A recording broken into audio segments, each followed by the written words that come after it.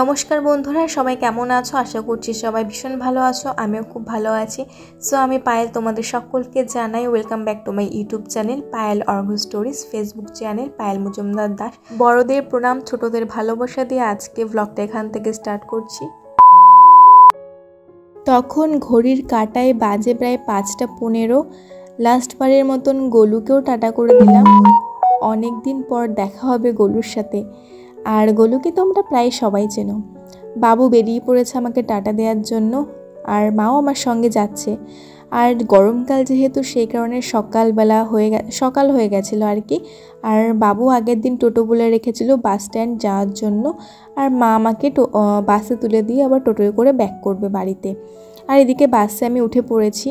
আগে দিনে 2-3টে বাস ছিল, কিন্তু এখন শুনলাম দিনে একটাই বাস ডেলি থাকবে। মাঝে মাঝে থাকে না, বা থাকে কল করে আসতে হয়, আগের থেকে টিকিটটা বুকিং করে রাখতে হয়, বা তারা যদি বলে যে তুমি এসে টিকিটটা বুক করো, সিট পেয়ে যাবে, তো সে অনুযায়ী বেরোতে হয় আর কি।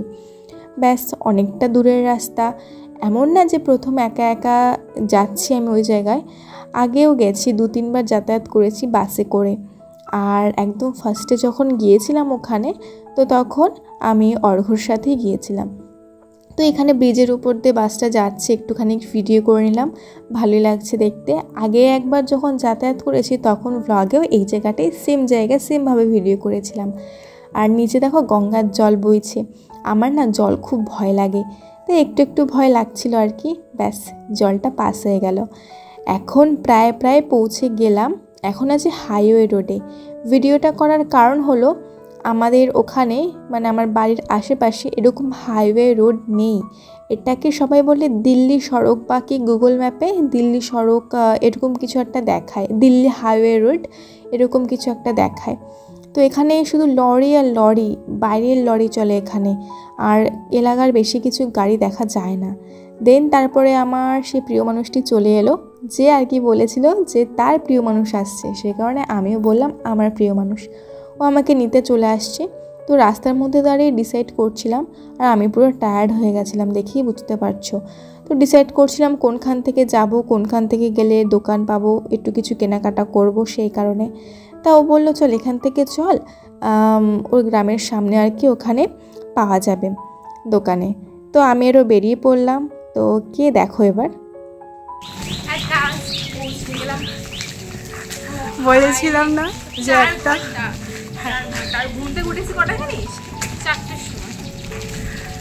এই হচ্ছে সেই আমার প্রিয় মানুষ, যেটা আমি বলেছিলাম। এই যে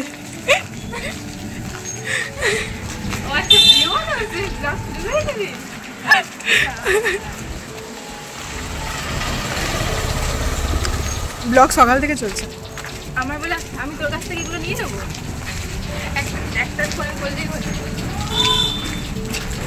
একটা ফোনেই হবে, বাস মানে কি বলে কন্টেন্ট ক্রিয়েটর আলাদা আলাদা হবে। ও আইসে, আমি ওয়েলকাম করছি।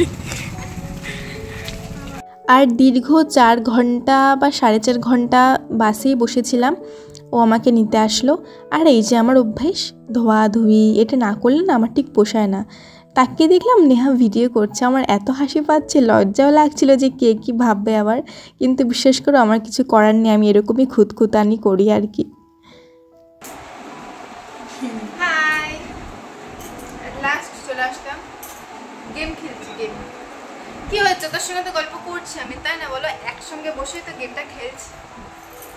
ওর মন এখন উড়ু উড়ু, একটু পর ওর বল আসতেছে।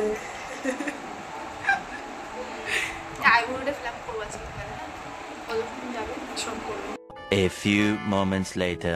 মাঝে অনেকটা টাইম চলে গেল। অর্ঘ্য এসেছিল ডিউটির ফাঁকে পারমিশন নিয়ে। তা ও ড্রেস পরা ছিল, সেহেতু আমি ওর কোনো ভিডিও ক্যাপচার করিনি, আমি এগুলো থেকে অনেকটাই দূরে থাকি। তো সেই কারণে আমি নেহার বৌদি পার্লার গেছিলাম। তা আমি কিছু করিনি, নেহাই করলো আর কি। তো চলে এসেছি, দেখা হবে পরবর্তী ব্লগে। টাটা।